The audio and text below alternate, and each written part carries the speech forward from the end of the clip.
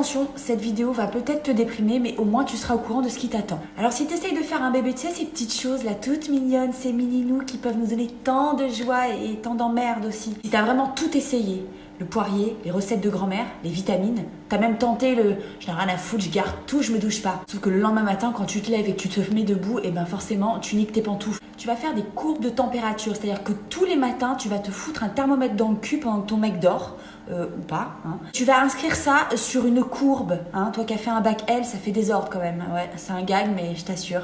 Tu vas noter ta température tous les jours sur un petit cahier.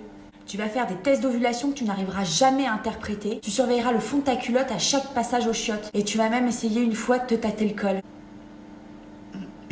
En l'espace de quelques mois, tu vas faire à peu près 72 tests de grossesse qui seront tous négatifs. Tu veux la voir cette putain de ligne. Tu veux tellement la voir que tu vas aller chercher ton test dans la poubelle pour voir si elle n'est pas apparue entre temps. Tu vas le démonter parce qu'on voit rien à cause de la petite vitre. Tu vas le prendre en photo. Tu vas changer les contrastes de la photo. Tu vas peut-être même transformer la photo en négatif parce que tu auras téléchargé une appli qui t'aura coûté 30 balles et qui marche pas. Si tu es vraiment téméraire, eh ben tu pisseras 2 fois sur le même test pour voir ce que ça fait. Donc, si ça fait 1 an que tu as fait tout ça et qu'il n'y a toujours pas de chiard en vue, voilà ce qui t'attend. Tu vas contacter un centre de PMA. Bon, non, c'est pas une secte, hein. Enfin, ça dépend parce que tu vas apprendre une nouvelle langue. FIV, IAC, IMSI, TEC, TPO. Bon, j'arrête parce que c'est chiant. Et tu vas changer radicalement ta façon de vivre. Ciao les soirées. Bye bye la clope. Je veux une clope. Tu vas arrêter aussi le sport et certaines vont devoir maigrir, d'autres vont devoir grossir. Et ouais, ça y est, tu rentres dans le circuit de la PMA. Tu vas obtenir un rendez-vous pour dans 6 mois et ouais, la PMA, ça t'apprend la patience, hein, puis la vraie. Hein. Du coup, tu prends ces 6 mois comme une chance et tu vas pouvoir baiser partout, tout le temps, à fond, même quand t'as pas envie et surtout quand t'as pas envie. Tu vas tout essayer en te disant je vais y arriver toute seule. Quand tu reçois les résultats du spermo de ton mec, bah là tu comprends qu'en fait t'as fait du air fucking pendant 6 mois quoi. T'as baisé pour rien. Puis c'est là que la réflexion de tonton Jeannot à Noël fait écho dans ta tête. Bah alors ton mec il tire à blanc.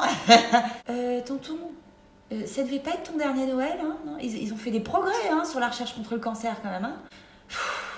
Tu vas peut-être apprendre des mauvaises nouvelles du style que ton mec va passer par la biopsie testiculaire. Ouais, t'as bien compris, il va bien se faire scalper les couilles, ouais, c'est ça. Oui, mais bon, toi, dans ton petit coin d'égoïste, t'en as rien à foutre qu'on lui scalpe les cacahuètes. Tu le veux, ton gosse? Pour le sacrifier, ton mec, que tu dirais oui. Non, par contre, vous pouvez juste vous lui tirer le jus avant de le buter, ça vous dérange pas? Merci. Non, mais j'ai besoin du jus quand même, merci. C'est glauque, hein, mais ce que femme veut, bah, femme veut. Alors c'est parti pour le fameux protocole, le cahier des charges donc qui va tenir dans cet énorme classeur. Ce classeur qui va devenir un signe distinctif en fait.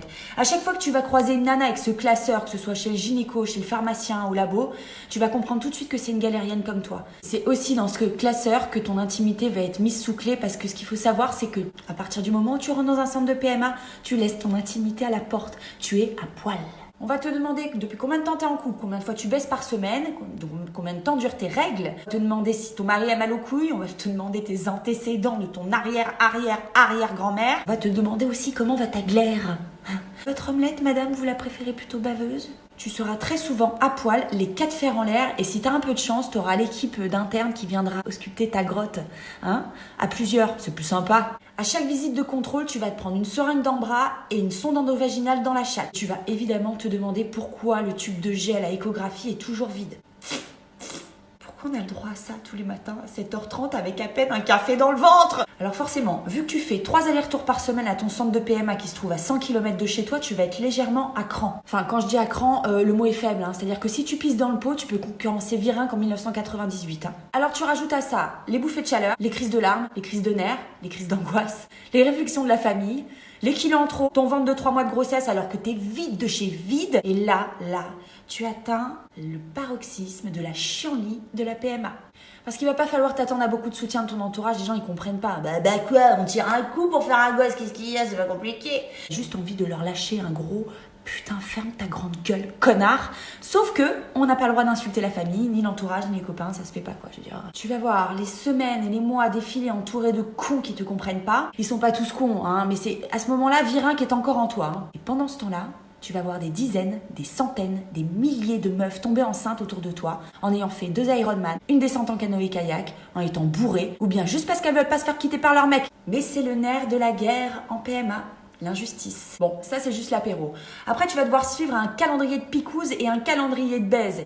Pendant ce temps-là, ton mari va te tromper avec une télé dans une cabine et toi, tu vas le préparer comme un athlète à la Coupe du Monde de la branlette.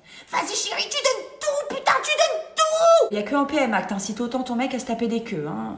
Alors, au bout de X branlettes, X piqûres, X transferts de ces petites choses auxquelles on s'attache déjà, tu vas l'avoir, ton bébé. Tu vas le tenir dans tes bras. Ce sera que le début des emmerdes.